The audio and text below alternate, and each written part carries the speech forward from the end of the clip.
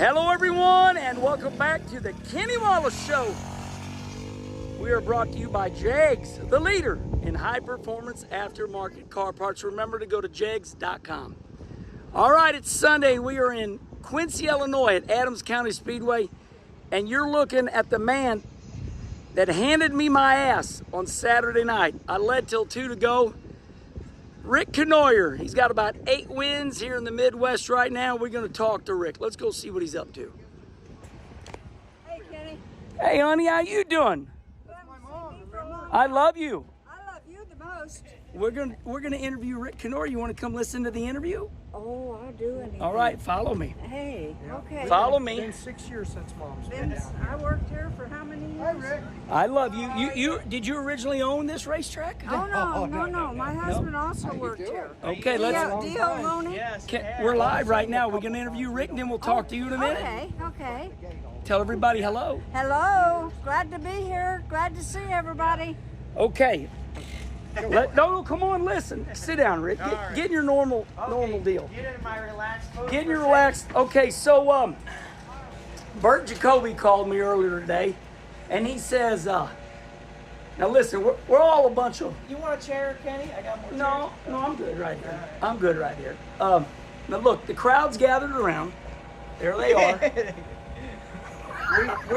we worked here for 10, Okay, 15 so years.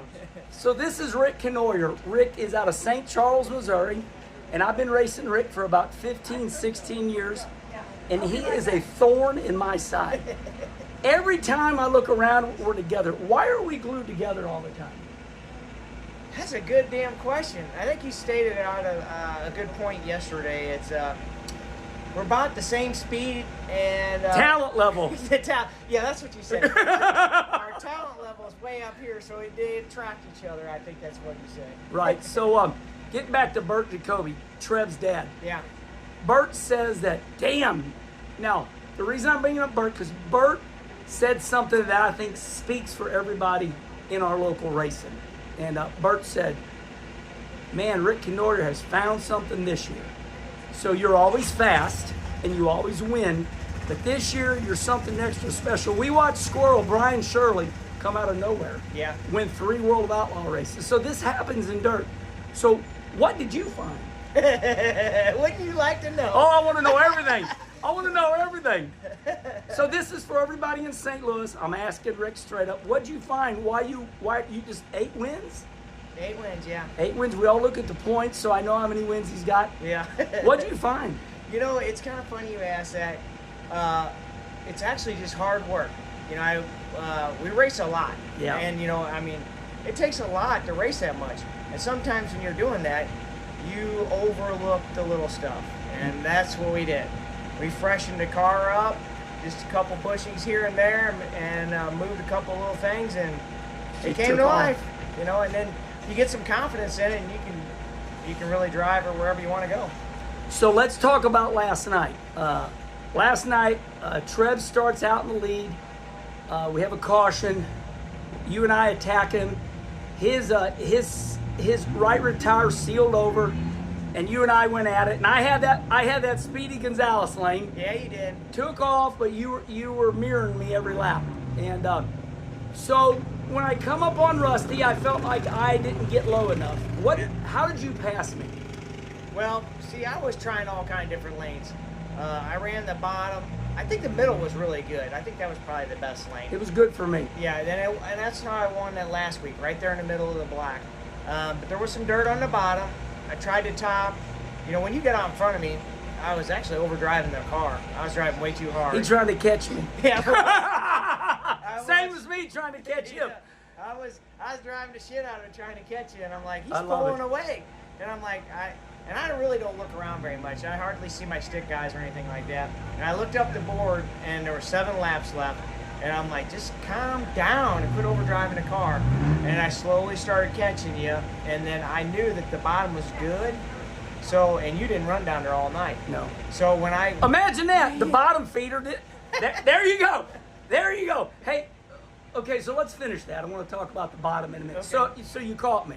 I caught you, and I seen the lap car coming, and I dropped to the bottom, got a good run on you, and then I think I used him for a pick and kind of slid right on by both of you, didn't I? You did. Yeah. You did it, but it was good timing. So I want to go back to something that Kenny Schrader said to me here at Quincy. Kenny Schrader looked at me and he says, "When did you become such a bottom feeder?" And I'm like, "What do you mean?"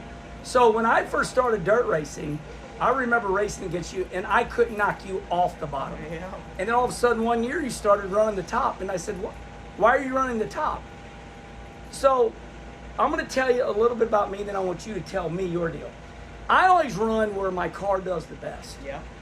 And I always say the middle is the best lane at Peevely, but I got to get there. My car's got to do it for me. So when did you decide to come off the bottom and go to the top? Did somebody chew your ass out or what? So I don't like following people. Well, yeah, nobody does. So when I go to a racetrack, I usually pick the opposite lane. Right, right. So when I first started racing Tri-City, Ray Walsh and all them guys were knocking the fences down, Harrison and all them. So the bottom was open. Yeah, with good moisture. Yeah, and I had an old clamp car, and that thing rolled the bottom real well. Plus, it didn't have a motor. I thought I had a motor, but I know now I did not have an engine. So it was good on the bottom, and I couldn't really run the top because I didn't have enough horsepower. So then I got in Donnie's cars, and his cars were a little freer, and they were cushion dominant cars pretty much. Yeah. I mean, they're really good on the cushion. Yeah, I could, and just Donnie Jumper is our dear friend. Yeah. He's our hero in St. Louis, builds 95% of the race cars. Donnie's cars are meant to run the high side because when I ran, I always did run the high side. They go through the holes really good. Yeah. So they favor the high side. Yeah. Okay. And then we got a Mullins engine, and I found out that I didn't have an engine before. So, now I got an engine where I can run the cushion, and the guys, my pit crew and stuff were like, I ran the top one night, knocked the deck out, and they were like high-fiving. We finished like 5th, and the deck's all knocked out, and they're like, "You keep driving like that, we'll fix it every night." Yeah, they did for about a month. And then they're like, "Hey, can you quit hitting the deck? We're tired of fixing it." But, the car just wanted to go to the top. And I think at that time, if you weren't running the cushion, you weren't going to win. Yeah. So, that was all the momentum was at Granite. Yeah, it was just really fast up there. So you just got to adapt. Yeah. You adapt to the car that you're driving and the conditions that are at hand. So, obviously, my career has taken me a lot of different ways, a lot of different places. And Saturday night at Peevely, there's a camera crew. And I don't know when this is going to come out. I heard about it, and they were taking you around. Yeah. And they asked you something, and I think this is what everybody wants to know, and including me. As you know, I tell everybody I'm the third child. Rusty's my big brother. I admire him. Yeah. My dad, my mom ran Powder Puff. My brother Mike was incredible at Granite. Yeah. I think Mike still holds the record. There are 13 wins in a row. No kidding. Yeah. But anyway, so the camera crew asked you. They said, "Who's that one guy that you got to beat? Your nemesis?" And you told them it was me, Kenny Wallace. Yeah. So I'm sure you're going to answer for everybody. What is, and Rick, this isn't really about you, but I want you to answer for all the races. I could be running 6th or 7th, and if somebody outruns me, they're excited. So what is the deal with me? Just be honest now. I think it's because, like you said, we're almost every racetrack we go, we're both there. Yep. We're both from St. Louis, and you got a lot of fans behind you, and actually, I tell you what it is. Just say it. This okay? You're gonna get a kick out of this, right? So, I'm racing Peevely. We're talking 15 years ago, probably. Yeah. And I just started racing there, and I had to run a semi. It was a big race. I think it was the Pepsi Nationals. Mm-hmm. And my daughter, she was a little girl, young, and you flew in a helicopter. Schrader flew me in. Yep. And from Nashville. I finished 2nd at Nashville. Yeah. Yep. And my daughter made a big deal about it. She said, "Oh, Kenny Wallace is here, Dad. Kenny Wallace is here." And then you had to run the semi because he was late. Yeah. And I was in the semi too. And I think you had to finish the top 3 or something to make the feature. And I was leading it. You were in the Cardinal car at the time, I think. Mm-hmm. And you passed me and won the race, and I finished second. Right. And my daughter gave me so much shit for that. She's like, "You let Kenny Wallace beat you, Dad?" I go, "It's a transfer spot, Caleb. All it matters is we get into the show." Yeah. You know? And I'm like, "All right." And she's like, well, and she just kept giving me some shit. And I tell you the truth, I go, "All right, let's see let's see what happens in the feature." And I did. I got up in front of you, I passed you. I think I finished like 2 spots in front of you, and I came back and had rubber in the face. I said, "Hey, see there? That's when they pay the money." So do you? Well, so we all understand what that's all about. I remember that as clear as day because I was just learning how to race dirt. I think that was 06, and Schrader was teaching me how to run dirt. So he felt like at that time that I was somebody. So he says, "I want you to be at Peevely." So I'm going to do anything for Schrader, right? Right. Yeah. So he takes his plane, flies me there. The guy that is a fractional owner, David Pratt, had a helicopter at the Chesterfield Airport. So David Pratt would go down to Jupiter, Florida, and fly the Cardinals around. Wow. So I get in this helicopter and he lands me over there. Yeah. At that time, I don't think nothing of it, but it could have been. It can be conceived that, oh, look at him.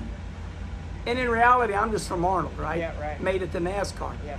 So I was running the bottom, and I was happy to be running second or third. And then I come down the back straightaway, and there's Schrader looking at me, going. So I would have not won that qualifier without Schrader, because he. Yeah. You know, so all right, that's awesome. Yeah. Well, Rick, congratulations on a great year. You're good every year, but we've been having fun with my second place runs. You know, Schrader ran second place today. That's what I heard. I heard that. Yeah. So congratulations on a great year. Well, thank you, sir, and we'll do it again tonight, right? We'll do. Hey, by the way, we're at Adams County Raceway, Quincy, Illinois. One last question. I see Michael Long with over 20 wins is here. Becerra, you. Why is there so many good cars here on a Sunday night at the end of the year? That's a good question, but I think everybody's kind of Points racing. Yeah.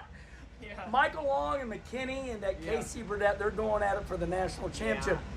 Michael Long had a flat last night, so he's probably trying to get redemption tonight. Yeah, I don't think anybody can catch him though. No. I think he's got to. I think he's got to sew it up. But maybe he feels like he doesn't, so he's got to come here. Right. But I think that's why everybody's here. It's the end of the year, points racing, and there ain't nobody else running on Sundays that I know of. All right. So Great race car driver. I'll leave you with this too. Dale Earnhardt Sr. said to me, and you've heard this a million times, Herman, there's thousands of great race car drivers all over America. They can't all go NASCAR. that's right. And he's one of them. That son of a bitch will wheel a race car. All right, buddy. Thank you. All right, thank you. All right, everybody, remember, we are in podcast form. This is on iTunes or Spotify, and we're showing up. Until next time.